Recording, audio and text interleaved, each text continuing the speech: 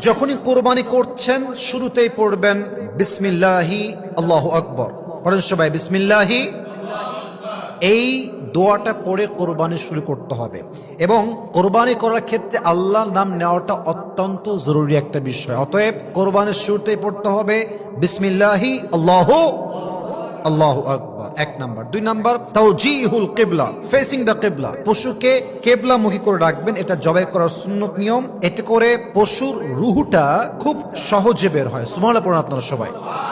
দুই নাম্বার তাওজিহুল কিবলা। তিন নাম্বার ইহসানুয যাবহি, অর্থাৎ খেয়াল রাখবেন অনেকে অমানবিক আচরণ করে, পশুর সামনে ছুরি ধার দেয়, এতে করে পশুর খুব কষ্ট হয়। এটা করবেন না। পশুকে জবাই করার সময় ছুরিটা ভিন্ন জায়গায় ধার দিবেন এবং যখন তাকে আপনি জবাই করবেন যতটুকু পারা যায় কষ্ট কম দিবেন। তার ঘাড়ে আঘাত করবেন না, তার মেরুদণ্ডে আঘাত করবেন না।